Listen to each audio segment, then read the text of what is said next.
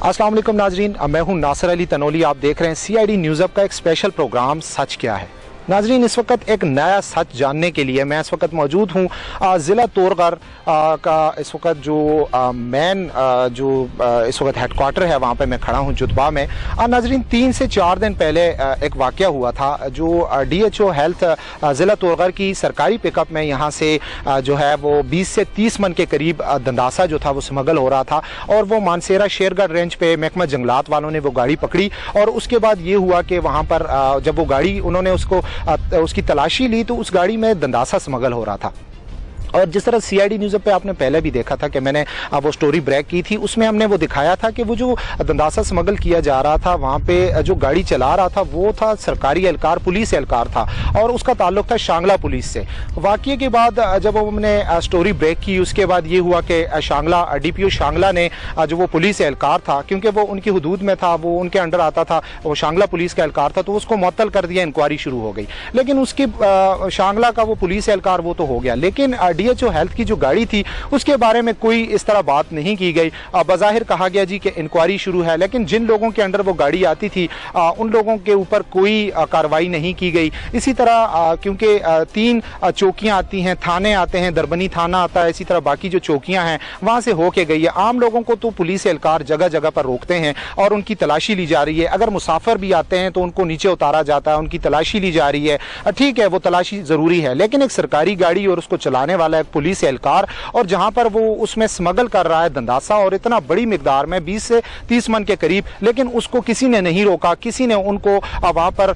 जरूरत पेश नहीं आई कि उसकी तलाशी भी ली जाए। कानून के मुताबिक उसकी तलाशी भी जरूरी है। इस सच को जानने के लिए कि आया ये क्या वाकया था, इसके बाद उसमें अंदर तक कौन इन्वॉल्व है, आया वो हेल्थ के जो लोग हैं जिनके अंडर गाड़ी थी उनके खिलाफ कोई कार्रवाई की गई है। DHO जो इस वक्त हैं यहाँ पर तोरगर के, उनसे भी बात करेंगे, बाकी लोगों से भी बात करेंगे। हमारे साथ रहिएगा।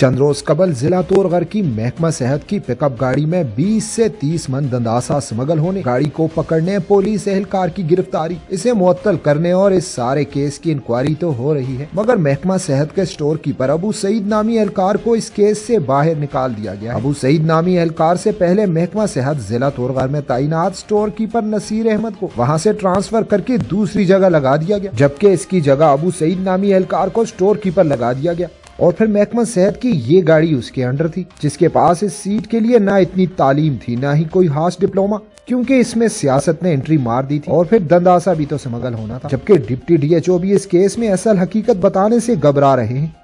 नाजरीन, मैं इस वक्त मौजूद हूँ ज़िला तोरगर में। जिस तरह भी मैंने पहले भी बताया था कि आज मुख्तलिफ अफसरान से जो वाक़या हुआ था 3-4 रोज़ पहले, उस पर हम बात करेंगे। तो इस वक्त मैं DHO ऑफिस में मौजूद हूँ और डिप्टी DHO डॉक्टर नाज अकबर साहब मेरे साथ मौजूद हैं, क्योंकि जो DHO तोरगर थे कुछ दिन पहले वो जो थे रिटायर्ड हो गए, तो उनकी जगह पर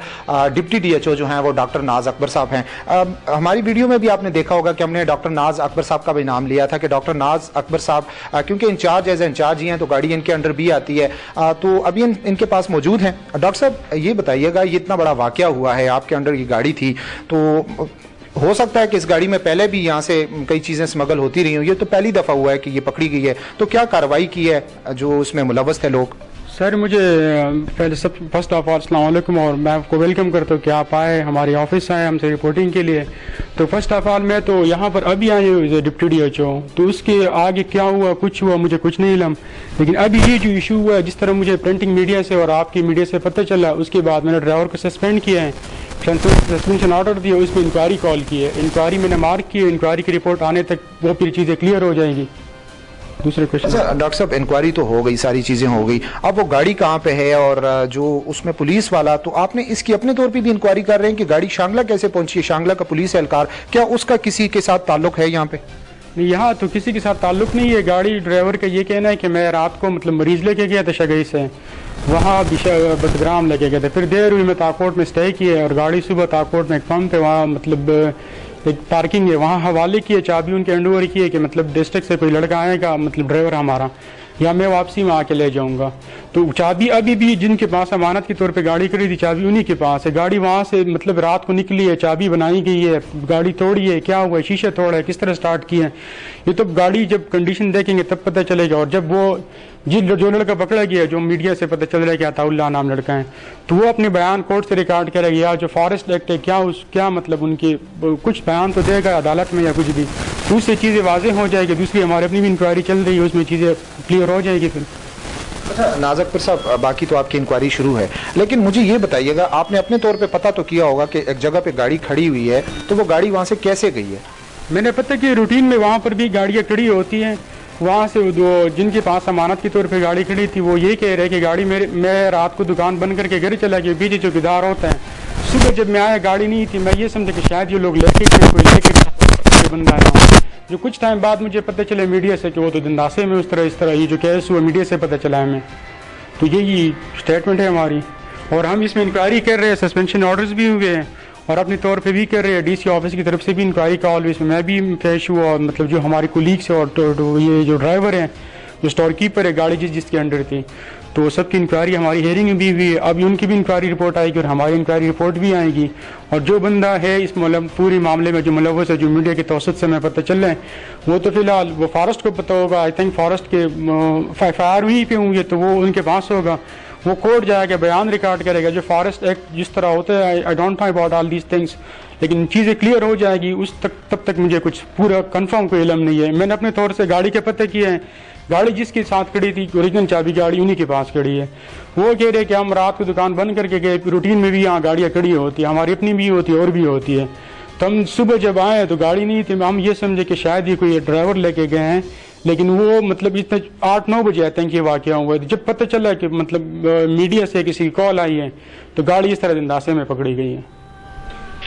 जिस तरह अभी डॉक्टर नाज साहब की बात आपने सुनी, डॉक्टर नाज साहब ने भी यही कहा कि इंक्वायरी शुरू है, लेकिन यहाँ पे फिर मेरा वही सवाल है, क्योंकि सच्चाई जानने के लिए हम यहाँ पे आए हैं, तो सच्चाई अभी तक सामने नहीं आ रही कि आज 3-4 दिन हो गए हैं, एक ज़िला है, एक इतना बड़ा ऑफिस है, DHO ऑफिस है, ठीक है, ये इस वक्त इनके 2-4 दिन हुए यहाँ पर आए हैं, लेकिन उसके बावजूद यहाँ पर डिप्टी कमिश्नर तोरगर बैठे हुए हैं, यहाँ पर DPO तोरगर बैठे हुए हैं, बाकी तमाम जो सरकारी मशीनरी है इनके पास है, तो 3-4 रोज में इनको पता चल जाना चाहिए था। इनकी जो इंक्वायरी थी अगर, तो उस पर मैं ये कहता हूँ कि सही इंक्वायरी अगर होती तो पता चल जाना था, उस बंदे से भी एक दिन में, एक घंटे में पता चल जाता है कि आया ये गाड़ी वहां तक गई कैसे है, और वहां से फिर सबसे बड़ी बात यह है कि उसमें दंदासा लोड हुआ है। 3-4 पुलिस की चौकियां हैं, वो क्रॉस करके वो जाके जिला मानसरा की हुदूद दरबंद फॉरेस्ट के लोगों ने, वो भी उन्होंने पकड़ी नहीं है, वो भी एक्सीडेंट हुआ है, जब करीब गए तो पता चला है कि जी इसमें तो दंदासा है, और वो पुलिस एहलकार मुअत्तल हो गया, ड्राइवर मुअत्तल हो गया, लेकिन इससे कुछ नहीं होता। हो सकता है इसमें बड़े लोग इन्वॉल्व हों। मजीद हम सच्चाई जानने के लिए दीगर अफसान से मिलेंगे, हमारे साथ रहिएगा।